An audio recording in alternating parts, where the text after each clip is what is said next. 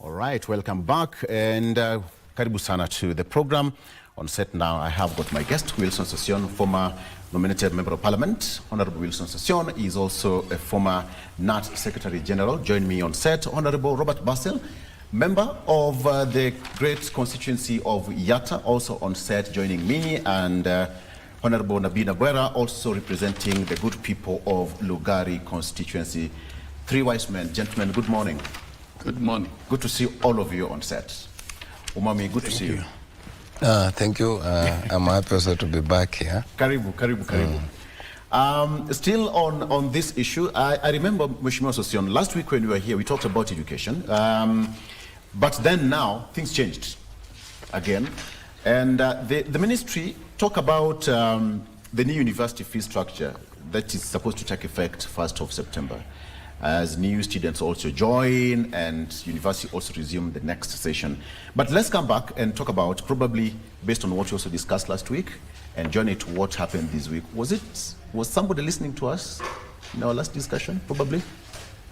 Yeah, whether anybody's listening to us or not, yes. For us, I think we speak what is obtaining, and the government commitment to restructure universities. Yes. And particularly that of the president, to breathe life afresh to universities is not debatable.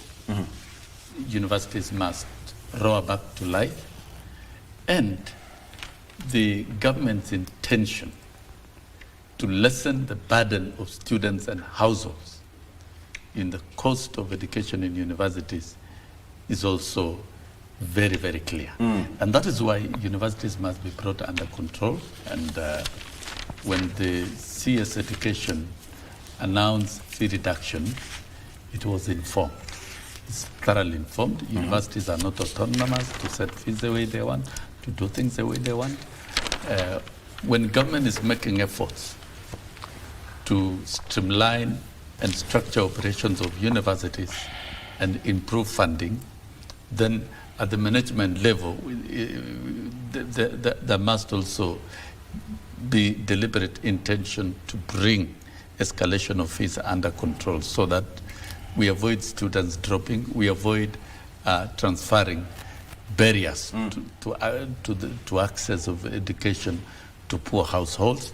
And when you look at what the administration has done to raise higher education loans board from 13 billion to 36 billion, and now it's going to be escalated to 41 billion, though there's a question of non-remittance by the Treasury, which of course Nabi and a group in Parliament can tell us what is happening. There ought to be prompt remittances of this money to help, so that help can dispense of the money. Now, when you look at that escalation, it's very deliberate.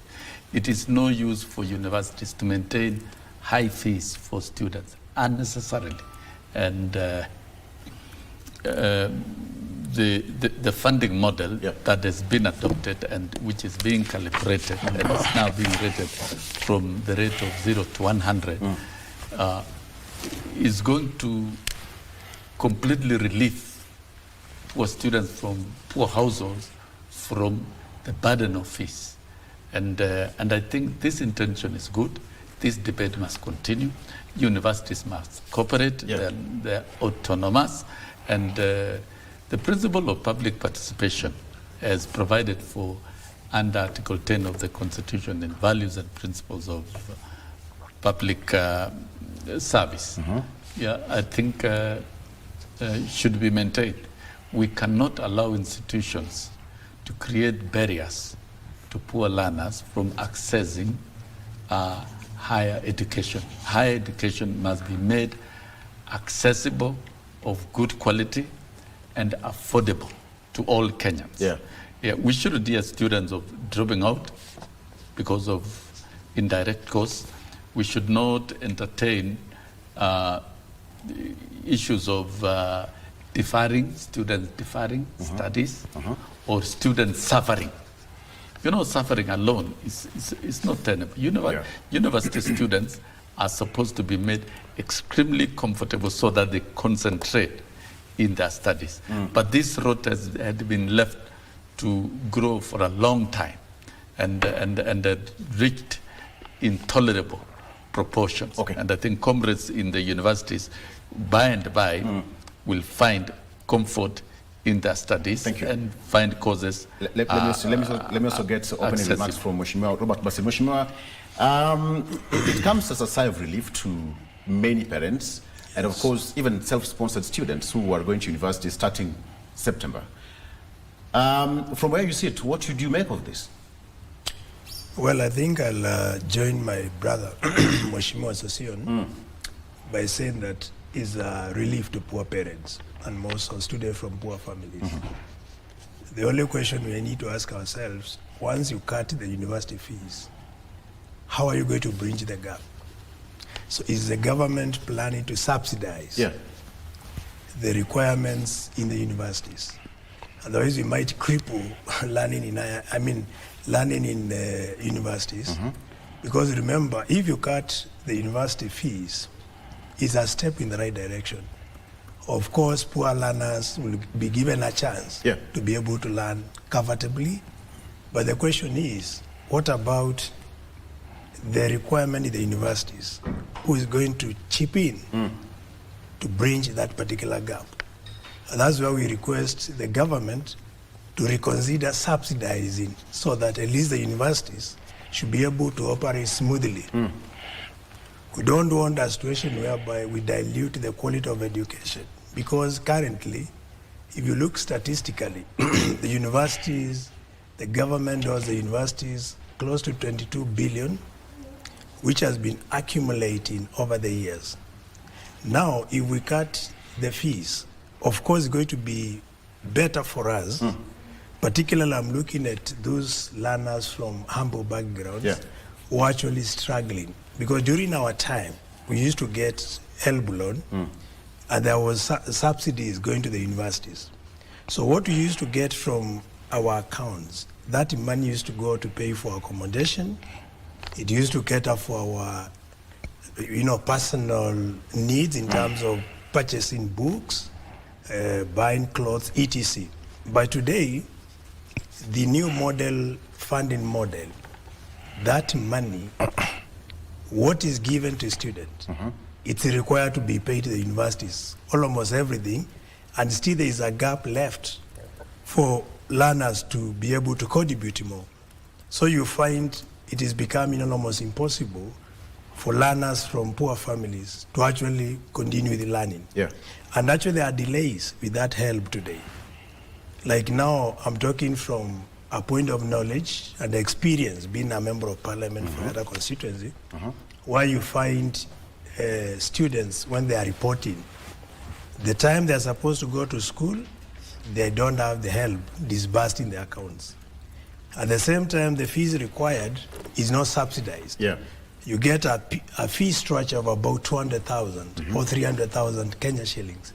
And you ask yourself, how will a poor learner, a student from a poor family, raise over 200,000, which is supposed to be paid before you report to school? So it becomes a complex issue that many parents are grappling with. And that's why we say, what has happened now, it is a serious relief to parents. But now the challenge is, how will the university get additional funds to bridge that gap? Remember, what they were requesting for is not, I don't think it's based on hypothesis, but it's based on reality. The requirement by the universities to be able to operate smoothly. So when you reduce the fees, is good on one side, but what about the universities? The remaining, the cut that has been taken away from them, how are they going to fill that particular gap? And that is the $1 million question. Will the government step in? It's up to the ministry to tell Kenyans what are they going to do. That's a very good question, because it comes to the issue of sustainability, which I will come back later, and how to bridge that gap. But Mheshimiwa Nabii, it's a very big relief as well. Let me just put it that way. But there are so many questions, and even how it's, the whole system was reached at, lowering the fee, which is fine. He's also talked about the issue of bridging that gap. But the university leadership say that there was a formula that was used to come with that, with that mode of payment and reducing the school fees. But now the question is the sustainability. Okay. Yeah. First of all, I have to thank you for bringing this debate. And there are two things my colleague has missed, and you have also missed. Okay. In this discussion about the issue of arriving at reduction of fees. If you remember, the Committee of Education, when we started the new model of funding, they were very categorical that the increase in fees was unjustified to some courses. And I'll pick particular courses in the public university. Medical increased between 100 and 166%. What even caught my eye is that the private universities were actually now cheaper than public university. That raised a question. This one is an enterprise making profit, and this one is a public entity supposed to be giving social good, social service. Its cost of production is higher than the cost of production of a profiteering enterprise. That was one of the issues. And we raised a number of questions. Now, I will quickly take you through just some statistics, and I will use it to make my argument. In the Nordic countries, the Nordic model, that's Finland, Norway, Sweden, and Denmark, for all students, whether international or local, it is free tuition for all. And I'm talking like that. My own niece just joined the university in Norway, public university, no tuition fee, free. That's the Nordic model. For both at a level bachelor's, master's, and PhD. In Germany, it is free tuition at public universities, undergraduate and graduate, for all nationalities. You pay between 150 to 350 euros just to do the administrative activities. In France, is what we call low tuition. You pay, those are in the EU members, they pay between 170 to 380 euros. Non-EU students would pay between 2,770 to 3,770. Austria, Belgium, and Greece is free, and to some, low tuition of about 150 euros.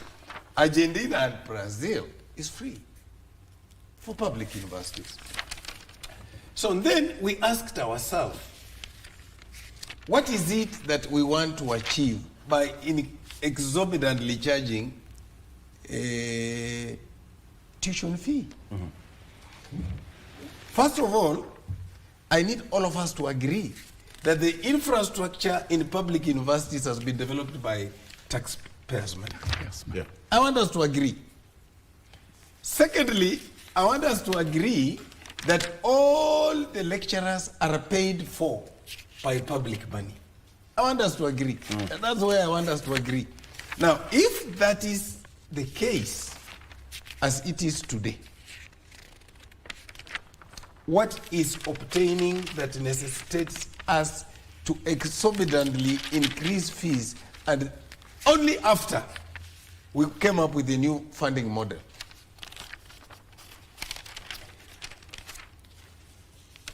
The universities put into the costing something which is very dangerous.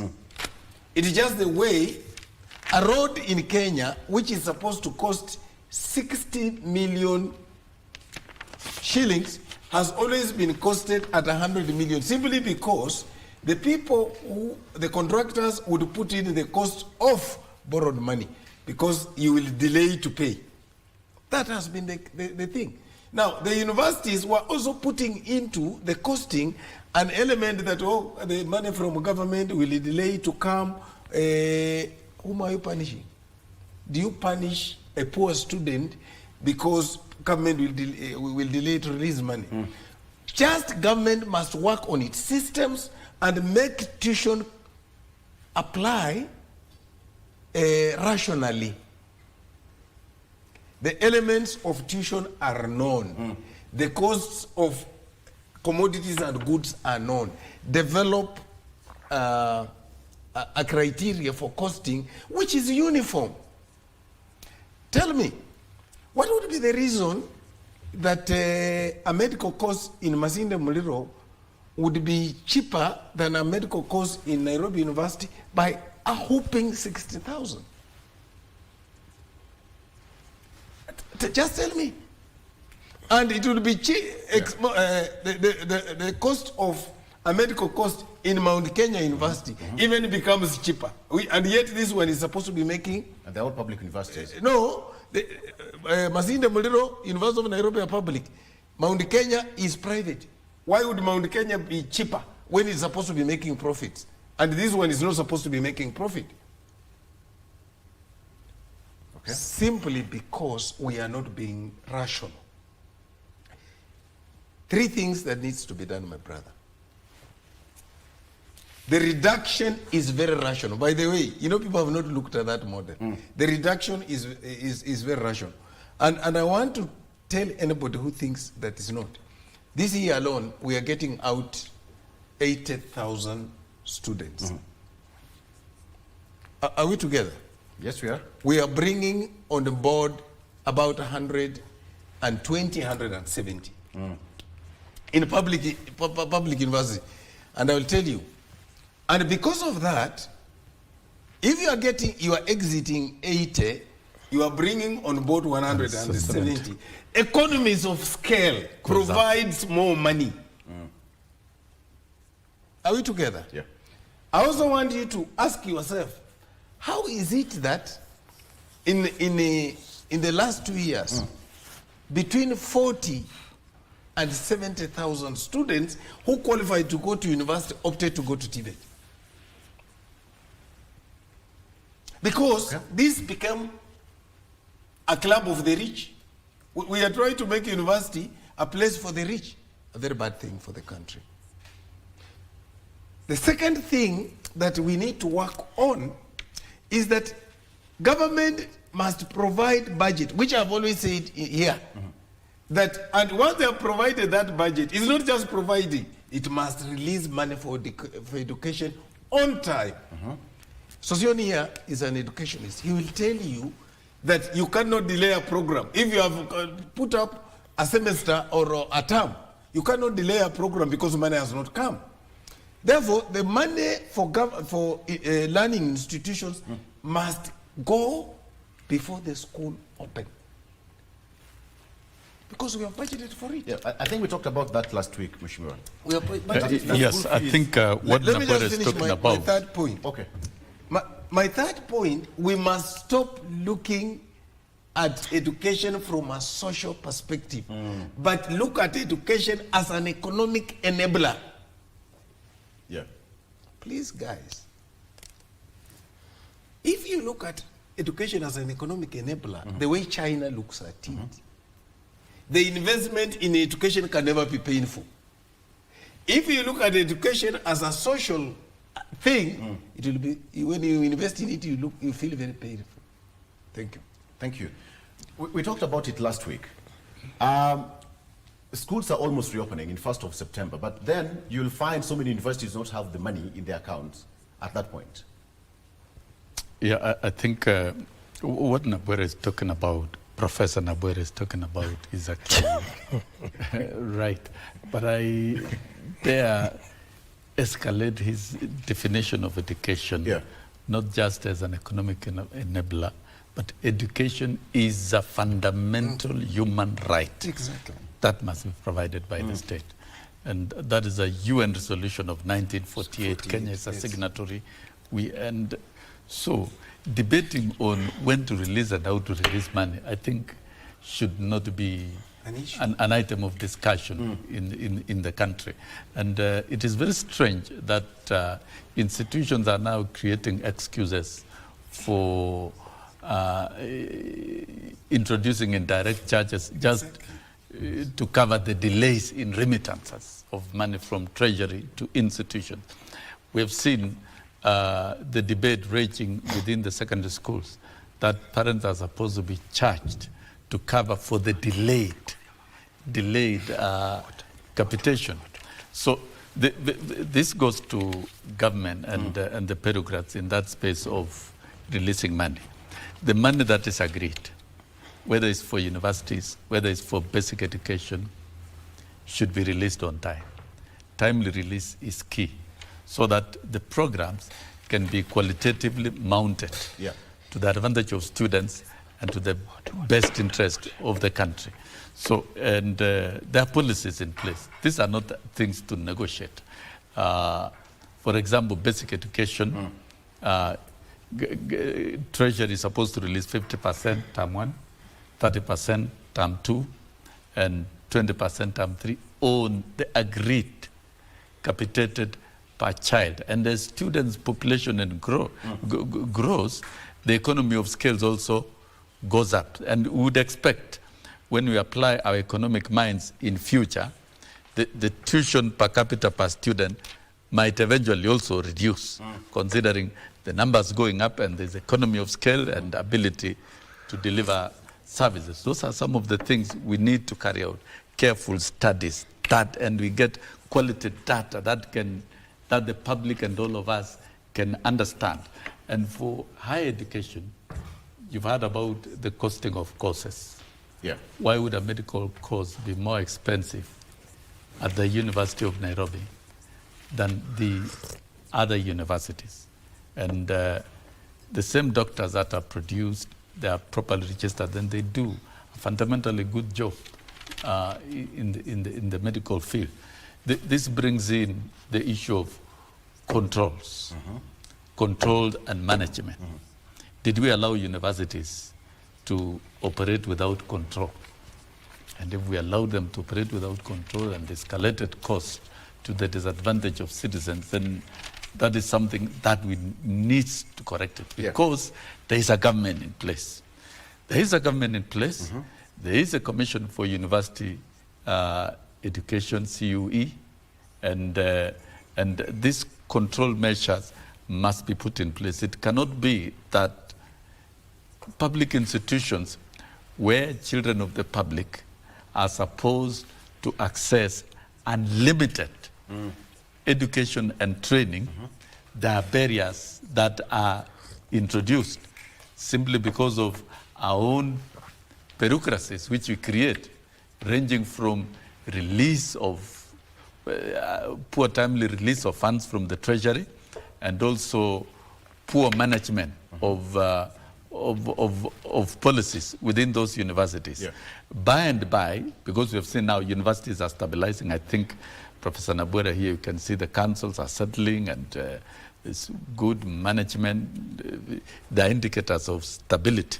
Now, as we calibrate universities to stabilize, both in terms of funding, in terms of operations, then we must also strictly manage and control the cost of training of courses in universities. And there is need to standardize and make cost of training uniform, whether it's in public or in private universities, so that when we standardize the cost of training, then we'll be making sense to the public and making education accessible and affordable. Nabwera has given us what happens in the global north and how university education is made accessible and affordable. And if you look at SDG 4, after the seven targets, and there are three means. Three means is infrastructure, the teacher training or trainers, and then scholarships. Scholarships must be made available. that is well within the UN framework.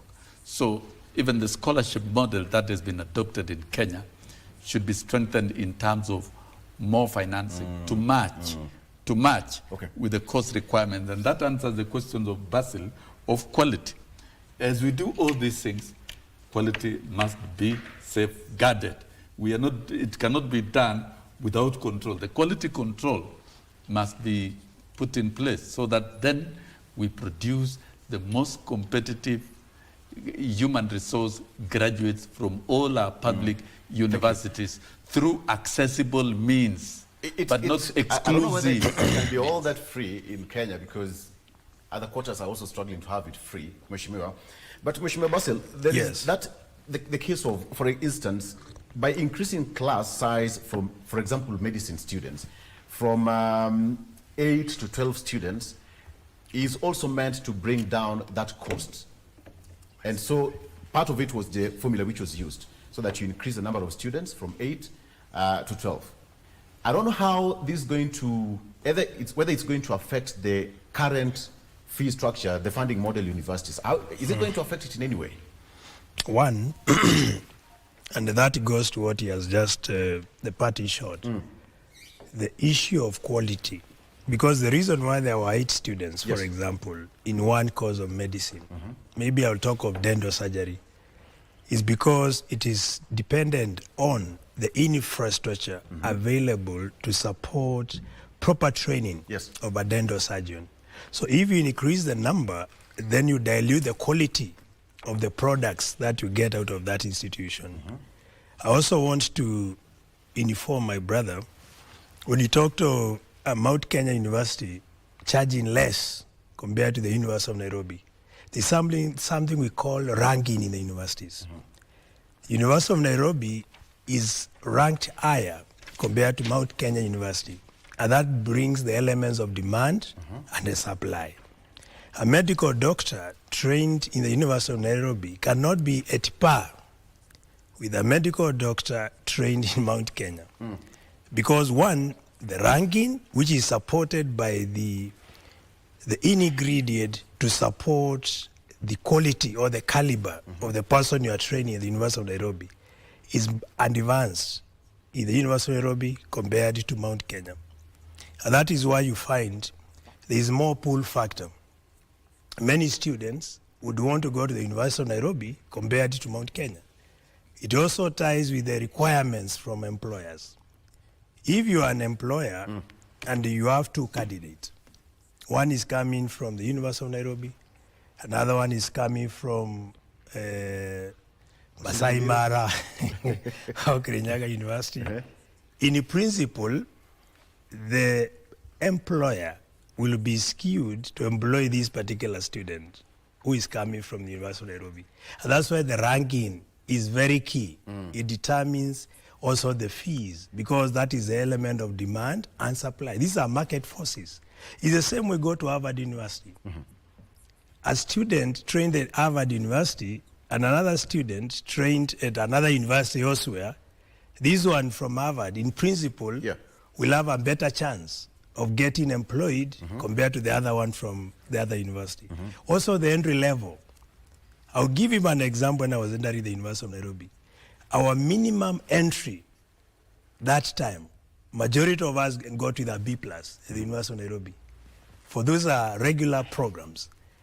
If I was to go to a lesser university with my B+, I would have been admitted directly to do a degree in medicine. Let me help with this. No, wait. I gave him his chance. And that is why the element of demand and supply. No, I'm telling you, I'm trying to educate you. Help you also. I'm trying to educate you because you know him is old school. You have not traveled. No, I'm trying. My friend, I've worked. From a different not the element of traveling perspective. I want to help you. Do you know? You see, he's trying to intercept. Can you and I want to tell him. In Cuba, I want to tell him. Having more advanced. Can I tell you? Doctors in family medicine than US, than Canada, than India. It all depends.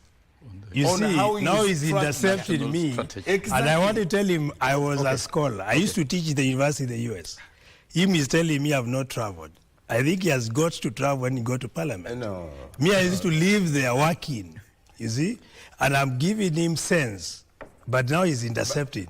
But Basil, I'm trying to feed you with information which is real. Please, Okay. Basil, if it's a Victor, I question of think- travel, I was an international employee. You are a local employee. No, I was international. I was an So you're talking about working local. for Coca-Cola and Del Monte. Those are international systems. My friend. But let me help you. I've served in Let five no, let me continents. just help You have Basil. served in the country only. Let me just help you, Basil. Let's give him a minute, then you'll have a rebuttal. A moment to No, rebuttal. but he's misleading the public. Oh, am I misled? I'm Do you I'm know putting the sense to your do logic. you know the reason why we have Okay, I'll commission, come back to commission the for university Yes. education? The reason we have commission for university education, one is to ensure there is standards But that is all- that's a theory. across all universities. If you are offering an engineering course, the Commission for University Education must ensure that the engineering course in Jomo Kenyatta University of Agriculture, the engineering course in Maseno, the engineering course in University of Nairobi meet basic standards of what an engineering course is. The same thing applies to a medical course. Now, what Basil is talking about, in marketing terms, we call it the goodwill phenomena. Yeah. Okay? The goodwill phenomena, if transported in education, then, Basil, you have no reason to represent people of your constituency. Because how many national schools do you have?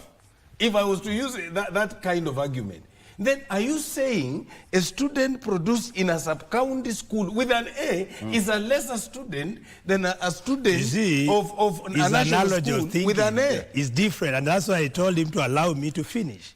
Because one, when you talk of the the higher learning, the one which controls the quality control, there's elements of hypothesis and there's aspect of reality. Yeah. And him, he says to be an escapist of reality. And I have all reasons to tell him so. Because I've given him a very practical example. Here you have two candidates. One is coming from Harvard, another one is coming from Mount Kenya. Will you go from Mount Kenya or you go for Harvard?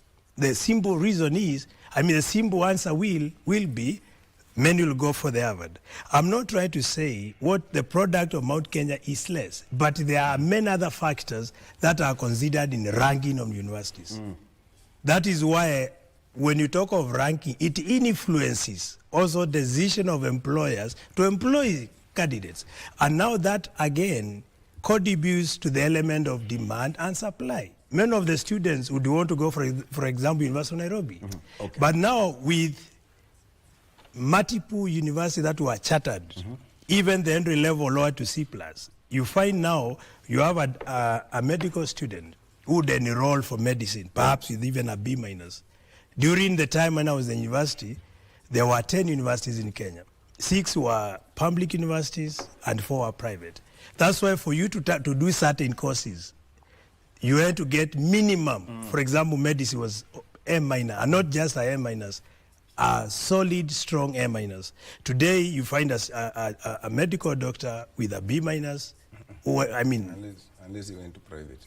No, and that's why we are saying, as much as that is there, there's a reality in practice. Okay. And we should not just argue for the sake of arguing. Of course, we would want to standardize. And the standardization also must be supported by infrastructure. For example, you find certain universities do not have the minimum requirement, the minimum threshold to offer certain But courses. see now, but as certain other universities, the rationalization from the government is across all public universities. Victor. yes. Let me inform my fellow professors, Professor Basil and Professor Nabuera, who are extremely informed differently as well, that let us not stereotype on the A students, and we are talking about all of them, regardless of grade. In fact, if you go to Korea, and I dare you, do a study. I like you're very academic. The top students in Korea, the A students, are taken to teaching. Yes. They're not taken to medicine and engineering. Exactly. So the strategy of each country is different. And why do Korea take the A students to teaching? Because they believe all students and the entire population of Korea are critical human resource in their technological advancement. And so we must have the best teachers. And the best teachers are drawn from the top students. And it is very deliberate. What you have here in Kenya, where you think when you score an A, you must only be taken to medicine, law, and engineering, may be an upsided strategy. And let me bring to speed our two professors here that when Kibaki rolled out free education, the issue of access was really a challenge, complete to higher education. And that is why in law, it was put in law that every county must have a university for purposes of access.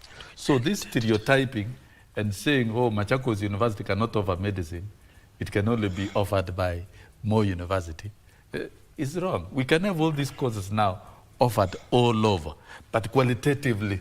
So that now, Basil, what we should be talking about is quality infrastructure.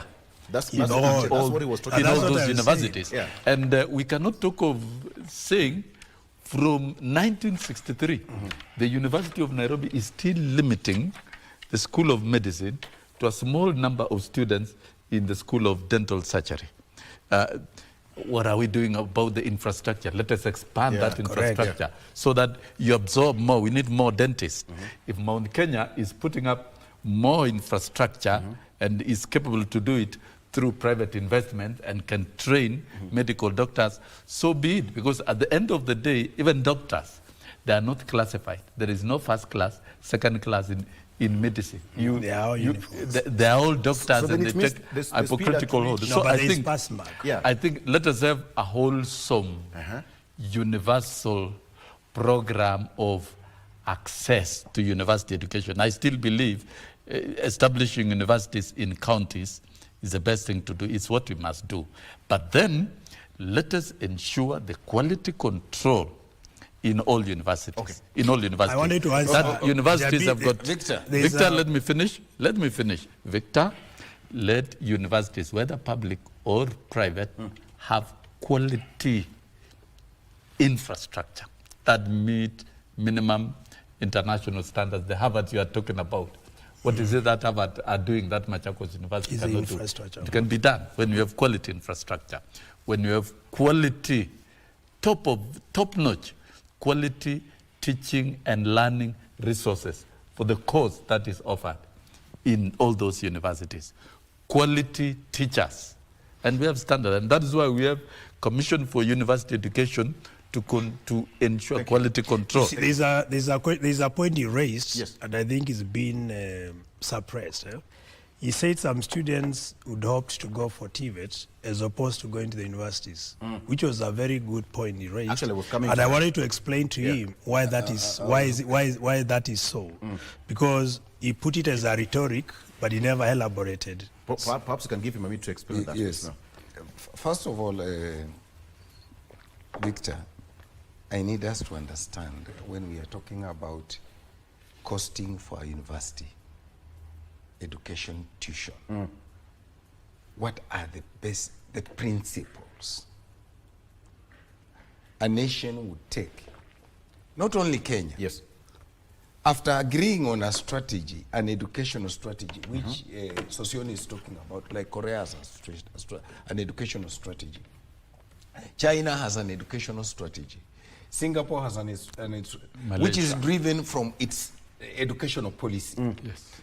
Now, after agreeing on the educational strategy, you agree on the principles that would guide the costing of courses.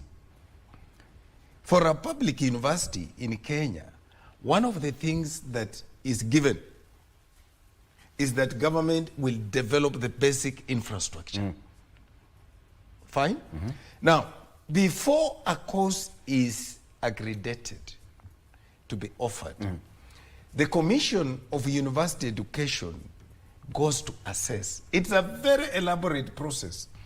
They have a checklist. This checklist, by the way, has been approved by Parliament through the Commission of University Education Act regulations. Right? Yeah. This checklist embodies the standards required for every course. Yes. It is not just wholesome. It is for every course. And anytime a university wants to introduce a new course, they must write to Commission of University Education. The Commission of University Education must come to that university and assess. After assessing, they bring in a peer review to look at it and say, yes, Masinde Muliro can now offer aeronautic engineering. They have all the infrastructure that will produce an aeronautic engineer. Now, what I wanted to tell my brother about this thing, if you went to in Kenya today, even with the Nairobi University, go to a university called Uzima. It's a Catholic university doing medicine in some corner in Kisumu there. Every student, every medical professor will tell you, you go to that place, their approach is different. And it has brought a new thing in the market. That will keep on coming. But then, you have to address the question he's talking about. As a country, as part of our strategy, was to increase accessibility of university education to all the 47 countries. But then, something has happened. 2 reasons why we are having people change to TVET. One, they couldn't afford university education. And it's not in terms of flexibility. Flexibility as is in TVET. Number 2, the market seems more acceptable to TVET. And even as a country, we have to decide whether in the new technological paradigm shift and with all this 100% transition we are talking about, and especially with the new CBE program, how we are going to develop our curriculum in such a way that even when you take the TVET direction, if you want to end up in the university, it is seamless. Okay, but could it be because during, when TVETs were given a bit of some boosts, there was an influx of university entry. The government actually, through the PS who was here a number of months ago, was to push all the TVETs to get numbers and also to have a smaller number in all the public universities because there was a very high demand in going to the universities. Perhaps Sosion can also help us in this when it comes to TVET. Just to inform the country and to inform ourselves, TVET is a new drive and a new phenomenon in the country. And there's been a divide of those who would want us to promote TVET and those who would want us to go against TVET. It's been, if you look at it at the policy level over the years, and the president has been very passionate when he was the deputy minister for higher education and deputy president has been very passionate about pushing for TVET. And the only way we can twerk in the technological advancement, because we are talking about now triggering the production sector of the economy. We must link education to our development and industry. And that is why universities were to be established at counties to link courses with activities within the communities and also TVETs. So TVET is a new phenomenon that is supposed to absorb very many of school leavers to give them the necessary technical skills, whether in plumbing, electricity, welding, and all other forms of technology that is required. And it is a new premium, and it is market fit. These are market fit courses. Like now, Nabwera here should tell you, some students are forfeiting admission to universities to be admitted to MTCs. To train as nurses. And in thousands. Because there is a link, there is a value of some courses. But I want to look at it this way.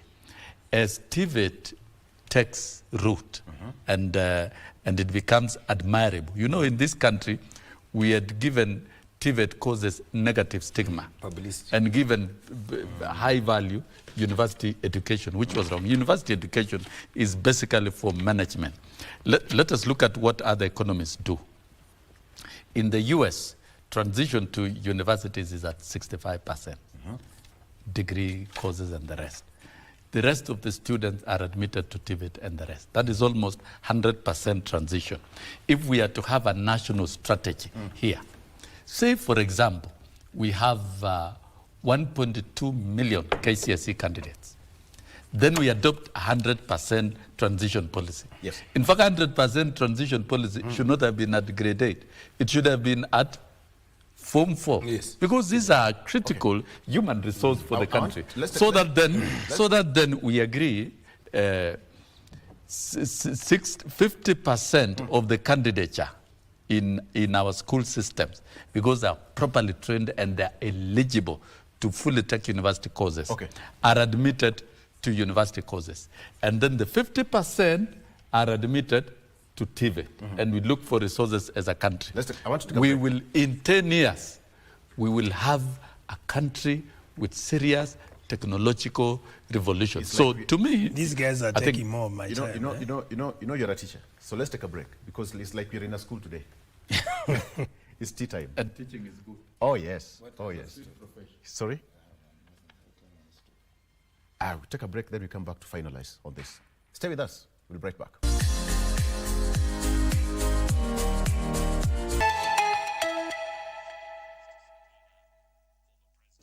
All right, let's come back. The class is on to the final stage. Okay, fine. So let's do this. Let's talk about the issue of the budget. The government said that they're going to look for money to make sure that universities are all in session. So, Mheshimiwa Basil, as a parliamentarian, of course, Mheshimiwa Nabi will also help us in this. The government talked about looking for money either to come back to parliament to, supplementary 1 or 2 to keep students in universities. How possible is this? Well, I think before I jump to the supplementary 1 or 2, allow me to talk about TVET. You see, TVET gives room for what we refer as ability to employ yourself. And that is why majority of students are opting to go for TVET. That is in addition to the element of school fees. Yes. Because what's the point of having let's say, for example, you have a degree, you spend all the years looking for employment, and here you can do a course that can guarantee you employment immediately. Technical work. Yes. And then when you look at our country, Kenya is a developing nation, meaning there are sectors that will require professionals immediately. We talk of construction, because Kenyans are still building houses. Our road infrastructure is still undeveloped. Yeah. Electricity connectivity is still a big issue. So there are areas where you are assured of employment, and that is where you employ yourself. So if you look at first world, it's different, because these are advanced economies. They need more of professionals to service, service sector, to be able to ensure their infrastructure is serviced, because it's already developed. But our country is the opposite. The other thing, when you are looking at our budget, we need also to look at how do we expand our economy? How do we ensure more investors come to the country? And that's why I've always been saying we need to lower cost of energy. These are factors of production which will attract investors to come and do business here. Also, we give tax credit to companies wishing to come to Kenya. And that is one way of ensuring those who leave universities can be absorbed by the economy. Now, coming back to the budget, our budget, I find it to be a bit ambitious. And that's why I find it to be more of a wishful thinking. Remember, we talk of a budget of 4.2 trillion. And then immediately we have such a budget, we go to supplementary 1, supplementary 2, etc. To a point, even by the time we finish financial year, we are unable to implement what we had wished when we were planning for the budget. It's important to be ambitious, but not to be over-ambitious. And that is where my point of thinking and my suggestions is focusing on. let's do things that are realistic. Let's not just be overambitious to appear as if we want to do so much, yet we are not able to do that. Okay. Now, if you look at the different sectors, we have education. We need to put more money in education. Because if you get it wrong in education, then your country will never progress as you anticipate it to be. Another important area where we need to put resources in is actually to do with health. Yeah. It's unfortunate to see medical practitioners all the time rioting, demonstrating, asking for their right, what is rightfully theirs. They are always going to the Ministry of Health, coming to Parliament.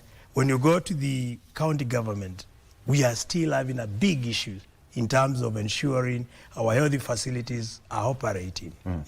Although it was an idea of, the idea of devolving health was assumed to be a good idea. I think that was a big mistake. Thank you. Health should be brought back. Another key department we need to invest in is infrastructure. Just imagine how much money is lost as people are moving from point A to point B. Rural areas are being ignored. If you come to my constituency, for example, I have less than 2% of tarmac roads. The rest are all weather roads. When in actual sense, we are talking of 61 years after independence. So there's that element of investing in infrastructure uniformly. Yeah. We need to do profiling of areas that have been ignored, and we pump with money there without having to use politics to divine or to dictate where to take resources to. Then lastly is agriculture. Agriculture and water. This country should be self-reliant on food. We should not be importing most of what we consume.